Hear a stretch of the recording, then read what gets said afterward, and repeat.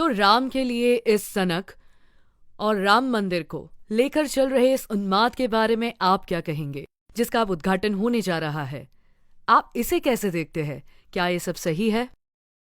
मुझे नहीं पता, मैं इन शब्दों का इस्तेमाल नहीं करूंगा। ये बहुत ही कठोर शब्द हैं, सनक, उन्माद, ये सब, क्योंकि 7-8 हजार साल बाद भी अगर कोई प्रेरणा बना हुआ है तो उनमें कोई बात तो जरूर होगी। एक या दो लोगों के लिए नहीं। For millions and millions of people, if someone has to be an inspiration after thousands of years, लाखों करोड़ों लोगों के लिए अगर कोई हजारों साल बाद भी प्रेरणा बना हुआ है तो कुछ तो जरूर होगा। अगर हम उसे नहीं देख पाते तो क्या आप तब आप कहेंगे कि ये सनक है, ये है, वो है। मैं इस पर आऊंगा। और वैसे भी अगर राम मंदिर की बात करें तो राम के जीवन में समस्याओं की भरमार थी और आज हजारों साल बाद भी वो जमीन विवाद में फंसे हुए हैं। उनका जमीनी विवाद हजारों साल बाद भी सेटल नहीं हुआ है। तो जो लोग उनसे प्रेम करते हैं इसे सेटल करना चाहते हैं और मुझे लगता है ये सेटल हो चुका है। सुप्रीम कोर्ट ने सेटल कर दिया है, तो अब वो वहां मंदिर बनाना चाहते हैं। ये भक्ति है। इसे उन्माद या सनक क्यों कहा जाना चाहिए? क्या ये, मैं एक और शब्द का इस्तेमाल करूंगी जो कि फिर आप कहेंगे कि कठोर है, ये विभाजनकारी नहीं है? विभाजनकारी क्यों है? क्योंकि ये दो समुदायों को अलग करता है। अच्छा, इसकी कहानी भयानक रही है, और भयानक से मेरा मतलब है खून भरी कहानी, हत्याओं की कहानी, दंगों की कहानी। पिछले 800 सालों में जो हुआ है वो इस धरती के किसी भी हिस्से में हुई अब तक की सबसे भयानक खून भरी कहानी है। यहूदियों के साथ जो एडोल्फ हिटलर ने किया, जो मूल अमेरिकियों के साथ उत्तरी अमेरिका में हुआ, जो कंबोडिया में हुआ, ये सब चीजें उसके सामने कुछ भी नहीं है जो इन 800 सालों में भारत में हुआ। और अगर आपको नहीं लगता कि यह खूनी कहानी है और उन लोगों में कोई पछतावा नहीं है जिन्होंने ये सब किया और बस लोग अपनी आस्था के लिए जमीन का एक छोटा सा टुकड़ा वापस चाह रहे हैं, तो ये विभाजनकारी है। क्यों ये विभाजनकारी है? मैं गौर कर रही हूं कि आप जमीन शब्द का इस्तेमाल कर रहे हैं, मंदिर का नहीं। क्या ये जानबूझकर है? ये जमीन ही है, लेकिन मंदिर भक्तों के दिलों से बनता है। वो भूमि बस एक जमीन ही है, पर लोगों के लिए पावन है क्योंकि वो उनका जन्म स्थान मानती है। और जाहिर है अब कोई सवाल ही नहीं बचा है कि वहां मंदिर था या नहीं। सिर्फ ये एक मंदिर नहीं, हजारों मंदिर ध्वस्त किए गए थे क्योंकि यही नीति थी कि इन्हें ध्वस्त किया जाए और भविष्य में भी किया जाएगा। अगर हम इन्हें सुरक्षित नहीं रखेंगे तो भविष्य में भी ध्वस्त किया जाएगा। आज भी पाकिस्तान और बांग्लादेश में ये हो रहा है। फिर ये विभाजनकारी क्यों है? क्यों हर कोई उस चीज से संतुष्ट नहीं हो सकता और अपनी चीजें कर सकता है जो कुछ भी वो मानता है? मैं बिना किसी मान्यता के रह सकता हूं, पर शायद लोगों को मानने के लिए कुछ चाहिए, इसलिए वो मानते हैं। लेकिन मैं ऐसा कैसे सोच सकता हूं कि जो मैं मानता हूं वो सही है, तुम्हारा गलत है, और तुम्हें सिर्फ इसलिए मर जाना चाहिए क्योंकि तुम वो मानते हो जो मैं नहीं मानता? अगर आप इसका समाधान नहीं करते और ऐसे शब्द बोलते हैं तो ये सब क्या है? ये कहां से आ रहा है? आपने अतीत की बात की, अतीत की लड़ाइयों की बात की। क्या दूसरी गलती करने से पहली ठीक हो जाएगी? देखिए, कोई दूसरी गलती नहीं हो रही है, बस एक निवेदन है। ये 3 महान चरित्र, शिव, राम, कृष्ण, इनके हजारों मंदिरों को तोड़ा गया है। उन सब के लिए कोई नहीं कह रहा क्योंकि इतिहास को ठीक करना असंभव है और कोई सोच भी नहीं रहा है कि हम इसे फिर से ठीक करेंगे। नहीं किसी का इंटरेस्ट है। बस इन तीनों के लिए जहां इनकी मूल उपस्थित थी, वो बस अब उन 3 मुख्य स्थानों की मांग कर रहे हैं। इन्हें क्यों बिना किसी लड़ाई के नहीं दिया जा सकता? और लड़ाई है कहां? कोई नहीं लड़ रहा, वो बस कोर्ट जा रहे हैं। कोर्ट कोई लड़ाई नहीं है, वो एक कानूनी प्रक्रिया है।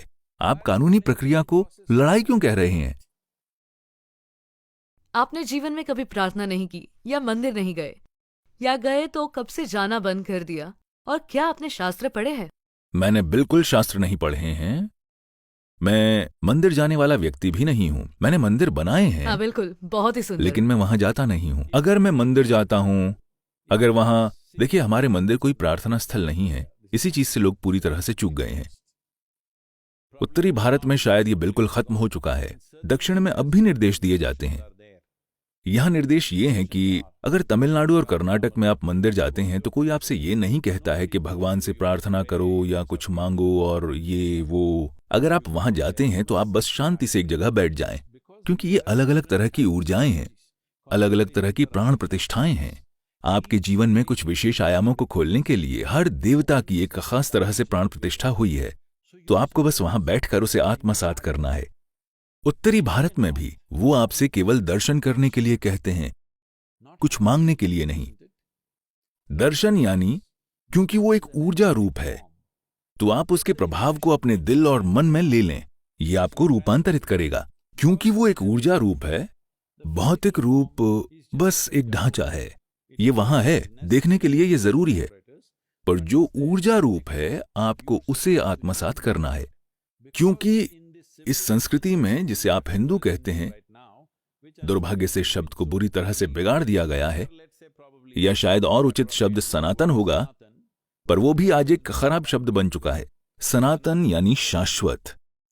तो इस संस्कृति में कोई चीज तब तक शाश्वत नहीं है जब तक वो सबको अपने में शामिल न करे।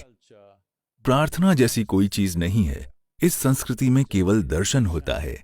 इस संस्कृति में अभिलाषा स्वर्ग जाकर भगवान के साथ बैठने की नहीं है, बल्कि इस संस्कृति में खुद दिव्य बनने की अभिलाषा है।